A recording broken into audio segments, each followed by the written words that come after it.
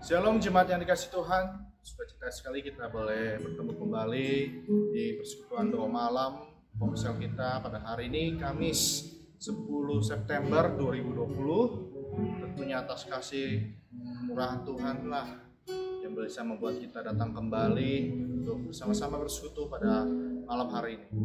Mari jemaat yang dikasih Tuhan, saya mengajak kita boleh dalam hadirat Tuhan, kita boleh mengucap syukur, kita boleh dengan hati yang rindu menyembah Tuhan. Kita naikkan lagu ini, Engkaulah kekuatan. Engkaulah kekuatanku, tempat perlindunganku, saat badai menerpa.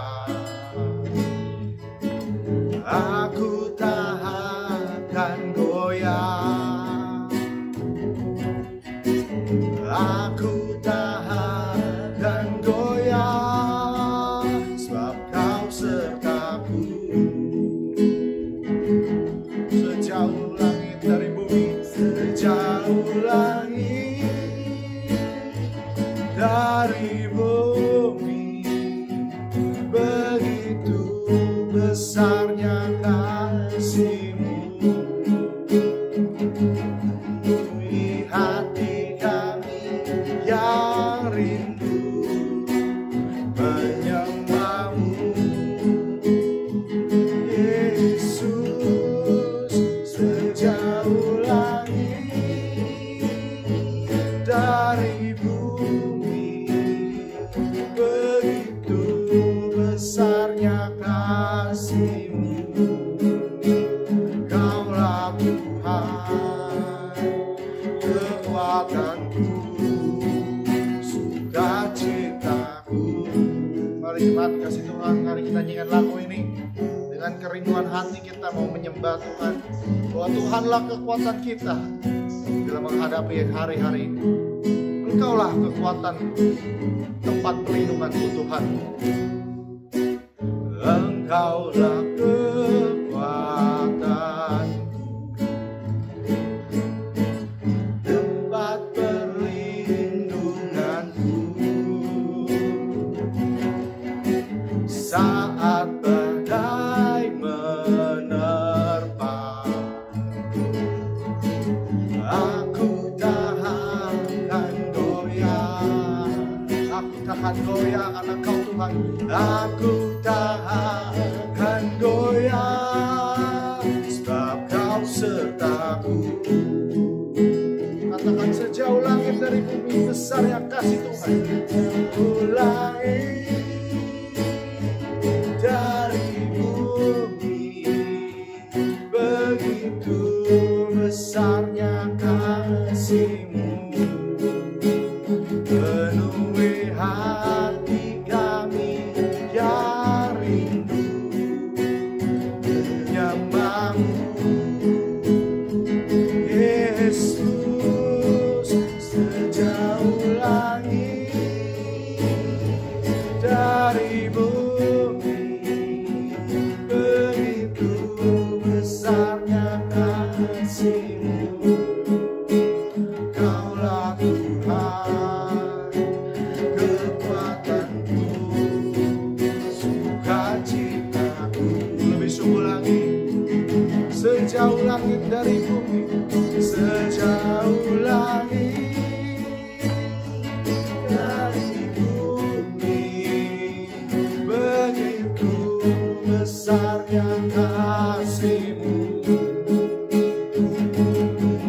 Hati kami yang rindu menyembah-Mu.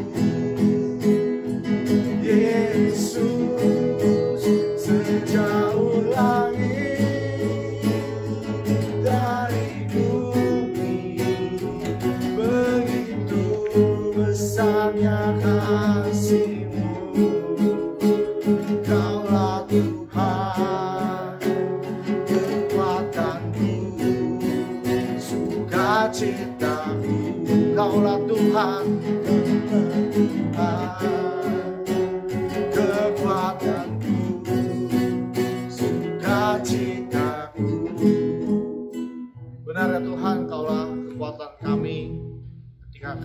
menghadapi badai kehidupan kami Tuhan. Ketika badai itu menerpa kami jangan goyah, sebab kami tahu yang kami pegang adalah sayap-Mu ya Tuhan. Oleh karena itu Tuhan, kami ucap syukur Tuhan, karena Engkau selalu setia kepada kami Tuhan, menyertai kami Tuhan. Bapa dalam surga, ampunilah kami Tuhan jika kami masih berdosa terhadap Engkau Tuhan, melakukan hal-hal yang menyakiti hati-Mu dan juga sesama kami. Ampunilah kami Tuhan, tapi kami mau terus diubahkan Tuhan, kami mau terus dibentuk. Pada malam hari ini kami mau datang bersama-Mu bersekutu Tuhan, dan juga mendengarkan firman-Mu yang mengajar kami semua Tuhan, supaya iman kami semakin hari semakin bertumbuh Tuhan, semakin berubah kami Tuhan. Terima kasih Tuhan Yesus, Kau sertai kami semua. Besar kasih setia-Mu Tuhan, besar kasih pengampunan untuk kami semua. Di dalam nama Tuhan Yesus Kristus kami sudah berdoa. Amin.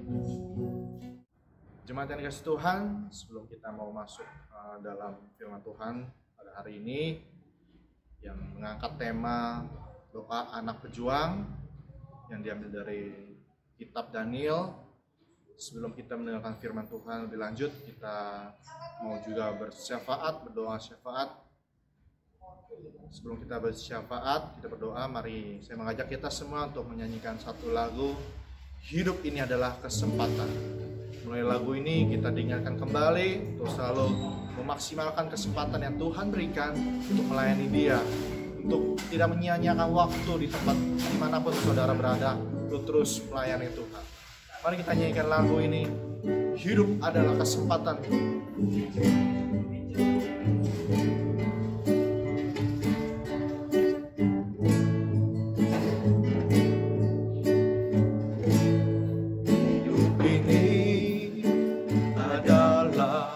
Kesempatan hidup ini untuk melayani Tuhan.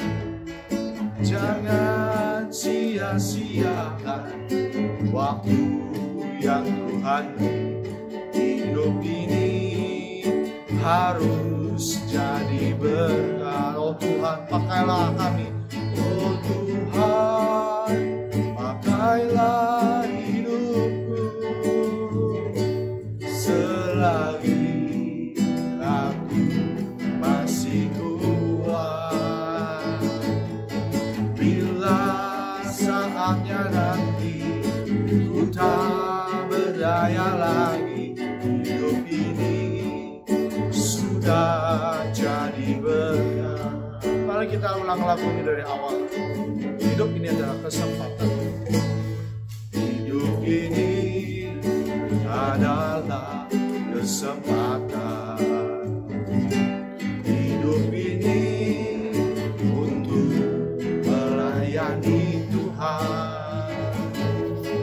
Jangan sia-siakan waktu yang Tuhan beri.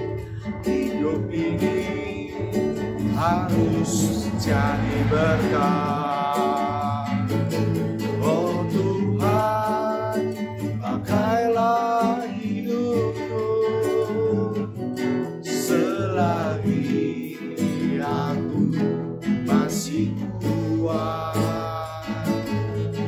Bila saatnya nanti ku tak berdaya lagi, hidup ini sudah jadi berkat. Oh Tuhan, oh Tuhan, pakailah hidupku selagi aku masih kuat. Bila saatnya nanti ku tak berdaya lagi, hidup ini sudah jadi berkat. mari kita naikkan doa syafaat. Pertama kita mau bersama-sama membuka suara, kita doakan untuk pemerintahan kita pada saat ini yang terus bekerja maksimal menuntaskan permasalahan pandemi global ini, khususnya di Indonesia. Virus COVID-19 ini kita doakan langkah pemerintah dalam memerangi virus corona ini, dan juga kita doakan untuk masyarakat kita untuk tetap sadar menjaga kesehatannya dan mengikuti protokol kesehatan yang ada. Mari kita berdoa untuk negara kita. Tuhan Yesus, kami berdoa untuk negara kami Indonesia pada saat ini yang sedang mengalami pandemi COVID-19 ini. Kau turut campur tangan pemerintahan kami Indonesia, Bapak Jokowi dan menteri di dalamnya, semuanya Tuhan bekerja semaksimal mungkin Tuhan. Memberkati mereka hikmat Tuhan, supaya mereka boleh menuntaskan permasalahan COVID-19 ini, penyebarannya. Dan juga untuk setiap kami masyarakat Indonesia Tuhan, berikanlah kami kesadaran hati Tuhan, kesadaran diri untuk boleh menjaga kesehatan kami masing-masing Tuhan, mengikuti protokol kesehatan yang ada. Berkati Indonesia ini Tuhan. Terima kasih Tuhan, seperti janji-Mu Tuhan, janji menyertai kami apapun keadaan kami Tuhan, Kau menolong kami Tuhan. Terima kasih Tuhan, di dalam nama Tuhan Yesus. Kemudian kita juga doakan untuk gereja kita, bisa kita doakan untuk ibadah online yang terus-menerus kita akan melayani, dan juga kita doakan untuk persiapan HUT gereja kita yang ke-22 di bulan Oktober untuk ibadah online-nya. Kita doakan untuk panitia yang mempersiapkannya biar menjadi berkat bagi kita semua oleh HUT yang ke-22 pada tahun ini untuk gereja kita. Mari kita berdoa untuk gereja kita. Bapak di dalam surga Tuhan, kami juga berdoa untuk gereja kami pada saat ini Tuhan, Gereja Metodis Jemaat Genesaret Tuhan, yang pada saat ini kami menginjak usia ke-22 Tuhan. Kau berkati terus pelayanan kami di tempat ini Tuhan. Pakai kami setiap kami Tuhan di tempat ini Tuhan. Anak-anak muda-Mu Tuhan, dan juga jemaat-Mu yang lainnya Tuhan. Di usianya ke-22 ini Tuhan, kami bertumbuh menjadi jemaat yang mencintai Kau, mengasihi Kau lebih lagi, mengasihi selamanya juga ya Tuhan. Terima kasih Tuhan Yesus. Kau berkati juga pelayanan persiapan ibadah online kami Tuhan. Dalam apa yang kami persiapkan ini boleh menjadi berkat dan menjadi kesukaan bagi-Mu Tuhan. Terima kasih Tuhan Yesus. Ini doa kami dalam Tuhan Yesus, doa kami. Kemudian kita juga berdoa untuk keadaan jemaat kita pada saat ini. Kita doakan untuk setiap pekerjaan mereka, usaha mereka di saat sulit seperti ini, biar Tuhan yang mencukupi, memberkati, dan juga melimpahkan kasih setianya kepada jemaat tempat ini, menyertai kesehatan jemaat juga. Mari kita buka suara, kita doakan jemaat kita. Bapak dalam surga, kami juga berdoa untuk jemaat kami yang saat ini sedang berusaha bekerja, dan juga kesehatan mereka Kau sertai Tuhan, agar mereka ditambah-tambahkan berkat daripada-Mu Tuhan, supaya mereka boleh menjadi berkat di tengah-tengah kesusahan ekonomi saat ini Tuhan. Dan mereka bukan saja bersyukur padamu Tuhan, tetapi juga menjadi berdampak bagi jemaat, berdampak bagi orang-orang di luar sana Tuhan. Berkati jemaat-Mu dan pergumulan rumah tangga mereka, pekerjaan, usaha, masa depan mereka. Terima kasih Tuhan Yesus. Di dalam-Mu kami sudah berdoa. Kepada dalam surga Tuhan, inilah doa-doa syafaat kami di hadapan-Mu. Kami berdoa dan kami yakini Tuhan Kau menjawab sesuai dengan kehendak-Mu. Biar waktu-Mu yang terbaik menanti untuk menjawab setiap jawaban doa kami. Terima kasih Tuhan Yesus. Kami sebentar mau mendengarkan firman-Mu Tuhan. Kau baik tolong kami Tuhan, siapkan hati pikiran kami, telinga seorang murid, hati seorang murid mendengarkan firman-Mu. Ajar kami lewat firman-Mu, pakai hamba-Mu yang menyampaikannya. Terima kasih Tuhan Yesus, kami sudah berdoa. Amin.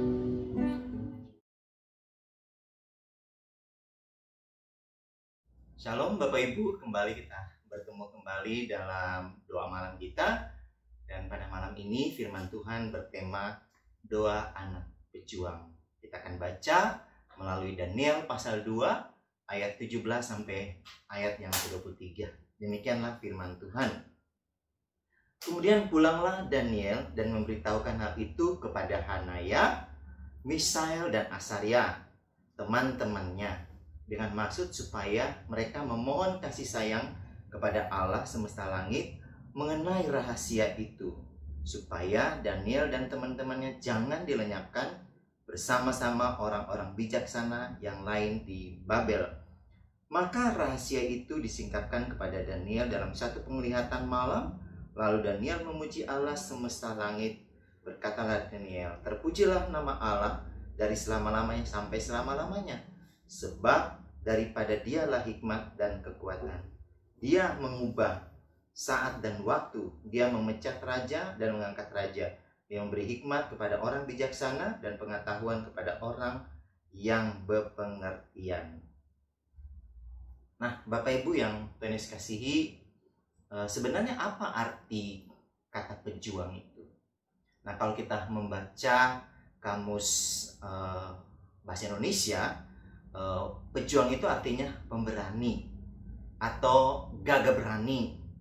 Bisa juga pejuang itu orang yang bekerja keras, orang yang membanting tulang. Bisa juga bertarung, orang yang bertarung. Itu bisa dikategorikan sebagai pejuang. Bahkan pejuang itu bisa diartikan sebagai orang yang menonjol, atau dari banyak orang dia itu terlihat berbeda. Nah, jadi ada yang memberikan pejuang itu artinya orang yang berusaha sekuat tenaga untuk mewujudkan keadaan itu menjadi lebih baik. Tidak peduli nanti ia akan menikmatinya atau dia tidak menikmatinya. Nah, itu arti kata pejuang baik dari Kamus Bahasa Indonesia maupun dari pendapat para ahli. Nah, Bapak Ibu, Daniel sebagai anak pejuang, ya, itu kita bisa melihat sebenarnya nampak di saat ia itu meminta kepada pemimpin pegawai istana untuk dia tidak makan atau tidak minum yang biasanya diberikan kepada raja, baik itu anggur atau makanan apa saja diberikan kepada raja, karena sebelumnya makanan-makanan itu sudah dipersembahkan kepada dewa-dewa Raja Babel atau dewa-dewa orang Babilonia. Nah, Daniel itu tidak mau memakan makanan itu yang sudah dipersembahkan pada dewa-dewa, karena itu bertentangan dengan firman Tuhan atau hukum Taurat yang telah disampaikan oleh Musa kepada mereka. Nah, kalau kita mau melihat hal ini, itu sebenarnya kita misalnya lihat di dalam ayat 8 ya. Daniel berketetapan untuk tidak menajiskan dirinya dengan santapan raja dan dengan anggur yang biasa diminum raja. Dimintanyalah kepada pemimpin pengawal istana itu supaya tidak usah menajiskan dirinya. Jadi waktu Daniel diperhadapkan dengan makanan ini, dia tuh harus punya punya keberanian untuk menyampaikannya kepada pengawal raja, karena itu sudah ketetapan raja. Nah, ketika Daniel mengatakan itu kepada pemimpin pengawal raja, terus si pengawal raja itu bilang begini, wah, nanti kalau kamu kurus, kamu nggak sesuai dengan apa yang ditetapkan oleh raja, saya nanti dipersalahkan. Terus ya udah, gantung jawabannya. Nggak bilang yes or not, tapi cuma bilang, ya nanti raja persalahkan saya. Nah, tapi Daniel itu sebagai pejuang, ya, pemberani, ya, dia tidak bisa melawan dong apa kata-kata dari pemimpin pengawal istana itu. Kemudian akhirnya mereka ini semua, ya, Daniel dan teman-temannya itu diserahkan kepada seorang yang disebut dengan penjenang. Arti orang yang kalau mungkin sekarang kepala koki kali ya, kepala orang yang mengurus makanan-makanan para orang-orang bijaksana ini, orang-orang pintar ini. Nah, kemudian ketika dia berada di depan penjenang ini, dia beranikan diri lagi. Dia beranikan lagi dirinya untuk berbicara kepada penjenang ini dan meminta supaya dia dan teman-temannya ini, Sadrak, Mesak, dan Abednego, dicoba tes, ya. Dia bilang, cobalah, katanya tes. Kalau kita baca dalam ayat 11 sampai ayat 12, dia bilang, coba tes, katanya 10 hari. Kalau misalnya kami tidak makan makanan itu, dan kami hanya makan sayur dan minum air putih. Dan si penjenang ini ya mengokekan untuk mereka akhirnya dites 10 hari. Nah, jadi kita melihat bahwa butuh keberanian juga Daniel untuk bicara kepada penjenang ini supaya dites, dicoba 10 hari apakah bagaimana keadaan fisik mereka, tubuh mereka dan juga kepintaran mereka. Nah, Bapak Ibu yang Tuhan Yesus kasihi, sebagai anak pejuang atau anak pemberani, Daniel meminta yang kedua kali ini untuk menunjukkan bagaimana perjuangan dirinya sebagai orang asing yang ada di daerah Babylon. Dua kali dia minta. Tadi kan pada pengawal, jawabannya gantung. Nanti raja persalahkan saya melihat keadaanmu. Terus yang kedua, dia minta lagi kepada pencenang, beranikan diri lagi. Dan kemudian ketika dia meminta ini, ya, pencenang akhirnya oke kan. Nah, sebagai orang asing tentunya dia ada di bawah aturan-aturan daripada hukum orang Babel. Nah, karena itu di dalam ayat 12 dikatakan begini. Adakah percobaan dengan hamba-hambamu ini selama 10 hari, dan biarlah kami diberikan sayur untuk dimakan dan air untuk diminum. Jadi ketika dia meminta dua kali ini dan kemudian akhirnya dia dites ya oleh pencenang ini, dan kita melihat bahwa Daniel dan kawan-kawan itu dikatakan oleh Alkitab bahwa mereka lebih pintar 10 kali lipat dari orang-orang yang ada. Jadi terlihat perbedaannya baik oleh pencenang itu maupun oleh pemimpin pengawal raja. Nah, kita melihat di sini bahwa perjuangan apakah yang Daniel dan Sadrak, Meshach dan Abednego perjuangkan di sini? Yaitu pertama kita melihat bahwa mereka itu melakukan satu perjuangan iman. Ya. Yang kedua, karena ya mereka kan percaya kepada Allah bukan pada dewa. Jadi mereka tidak mau makan makanan yang sudah dipersembahkan pada dewa. Yang kedua, perjuangan mereka itu bukan cuma perjuangan iman, tapi juga perjuangan ketaatan pada hukum Taurat. Karena hukum Taurat melarang makan makanan dari yang sudah dipersembahkan pada berhala. Nah, ini yang Daniel dan teman-teman itu perjuangkan. Tapi dari perjuangan mereka itu kita lihat hasilnya. Makan sayur, minum air putih, pintar 10 kali lipat daripada orang-orang yang ada di sana. Sehingga raja melihat, kok berbeda ya dengan yang lainnya. Kok ini Daniel dan teman-temannya lebih pintar pada yang lain. Itu hasil dari perjuangan imannya, perjuangan ketaatannya pada firman Tuhan. Dan itu karena keberanian Daniel sebagai anak pejuang. Bapak Ibu yang Tuhan Yesus kasihi, ternyata tidak sampai di situ perjuangan Daniel. Daniel kita melihat bahwa akhirnya satu waktu dia diperhadapkan lagi dengan satu keputusan Raja Nebukadnezar bahwa semua orang bijaksana di Babel ini akan dilenyapkan, akan dimusnahkan, akan dibunuh, termasuk keluarganya, dan rumahnya juga pun di bumi hanguskan. Nah, kemudian Daniel dan teman-teman bergumul tentunya dengan keputusan raja ini, karena bagi mereka orang-orang pintar ini tidak bisa memberitahukan apa yang menjadi mimpi raja dan makna dari mimpi itu, maka mereka akan dibunuh. Nah, Daniel itu bagian dari orang yang pintar, orang yang cerdas, orang yang sudah terpilih tadi ya, dengan perjuangan iman dan perjuangan ketaatan dia pada firman Tuhan. Otomatis karena dia bagian dari orang yang pintar, orang yang bijaksana, orang yang bisa dikatakan berilmu, ya dia tidak luput dong dari keputusan raja ini, ancaman keputusan raja ini kalau mereka tidak bisa memberitahukan pada raja mimpi raja itu apa dan artinya. Raja bermimpi tapi lupa. Ya, nggak tahu juga tuh raja udah berumur atau belum ya. Kayaknya belum ya, tapi tiba-tiba dia bermimpi terus dia lupa apa mimpinya ya. Tapi dia minta supaya orang-orang berilmu kasih tahu ya, ahli nujum dan juga kasdiman harus kasih tahu apa mimpinya dan apa artinya. Nah, sementara biasanya tahu dulu mimpinya apa baru diartikan. Ini nggak tahu mimpinya, tapi diminta kasih tahu dan berikan artinya.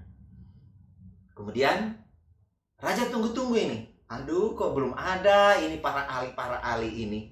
Orang-orang pintar ini, para berilmu ini, orang-orang kasdim, orang-orang bijaksana, ahli-ahli jampi ini, kok belum pada datang? Nah, karena belum datang, raja bilang apa? Ya laksanakanlah keputusan saya tadi itu. Lenyapkan mereka semua. Kemudian pemimpin pengawal raja ini yang bernama Aryo, dia pergi ya untuk membunuh orang-orang bijaksana. Nah, bagaimana suasana pada saat itu? Tentunya mereka ketakutan karena mereka belum tahu apa mimpi raja itu dan apalagi artinya. Mereka belum tahu. Dan kemudian ketidaktahuan mereka itu, mereka kemudian mulai apa? Dalam kondisi yang tertekan, kondisi mencekam. Nah, dalam kondisi seperti ini, kembali keberanian Daniel muncul di tengah-tengah pemimpin dari pengawal raja ini sudah beranjak pergi kepada orang-orang bijaksana untuk dibunuh. Kemudian Daniel datang menghadap Aryo dan kemudian dia berdialog. Dia berdialog dan melalui pemimpin pengawal raja ini yang bernama Aryo, Daniel dibawa pada raja. Karena apa? Orang tidak bisa sembarang menghadap raja pada zaman itu kecuali dipanggil oleh raja. Kalau tidak dapat panggilan, yang berani-berani datang. Bisa ancamannya hukuman mati. Ya. Nah, Bapak Ibu yang Tuhan kasihi, kemudian Daniel akhirnya menghadap raja. Setelah Daniel menghadap raja, Daniel meminta waktu. Waktu apa? Waktu untuk dia bertanya sama Tuhan. Kepada Allah Abraham, Allah Ishak, Allah Yakub, Allah Israel, ya, Allah Bapa orang beriman. Untuk dia berdoa. Dia meminta waktu, bukan mengulur-ngulur raja, tapi dia meminta waktu untuk berdoa. Nah, jadi kalau tadi kita melihat Daniel itu perjuangannya adalah perjuangan iman, ya, dan juga perjuangan ketaatannya pada hukum Taurat. Sekarang ini dengan mimpi Raja Nebukadnezar ini, tidak tahu apa mimpinya, apalagi artinya. Sekarang Daniel diperhadapkan dengan perjuangan apa? Doa. Dia minta waktu, tapi waktunya itu untuk apa? Untuk berdoa. Bertanya sama Tuhan. Dan ternyata Bapak Ibu, doa yang Daniel lakukan itu bukan, kalau kita baca seakan-akan cuma datang, Tuhan tolonglah kami supaya kami dapat mengartikan, dapat tahu mimpi raja dan mengartikannya. Tidak Bapak Ibu. Ternyata kalau kita baca Alkitab, ya, itu Daniel itu berdoa bukan cuma sehari, bukan cuma semalam. Ya, kita tahu Daniel itu sehari 3 kali dia berdoa. Dan itu dia melakukannya sampai dia mendapatkan jawaban dari Tuhan. Apa mimpi raja itu dan apa artinya. Jadi dia berdoa yang terus-menerus. Kalau kita biasa sebut dengan doa yang intensional. Ya, doa tanpa henti. Nah, saya waktu merenungkan ini sedih juga ya. Karena kadang-kadang kita itu kan apa? Nanti butuh baru doa, ya. Nanti terdesak, nanti sudah ada masalah baru berdoa. Kadang-kadang kita seperti itu. Nah, saya waktu menemukan itu ya menemukan juga diri saya sendiri bahwa kadang-kadang seperti itu, gitu. Tapi sebetulnya Tuhan mau kita itu berdoanya itu doa yang intensional, bukan saat ada kebutuhan baru doa. Nah, Daniel ya dalam menghadapi pergumulan ini dia itu berdoa secara intensional. Terus-menerus. Alkitab menuliskan bahwa dia berdoa sehari 3 kali. Ya. Bapak Ibu yang Tuhan Yesus kasihi, ketika Daniel berdoa gitu ya, dengan waktu yang diberikan itu, tentunya raja nunggu, mana nih Daniel ini? Kok dia belum datang-datang? Dan raja itu menunggu-nunggu, mana ini Daniel ini belum datang? Maka Ariok, pemimpin pengawal istana, ditugaskan oleh raja, segera lenyapkan orang-orang bijaksana di Babel ini.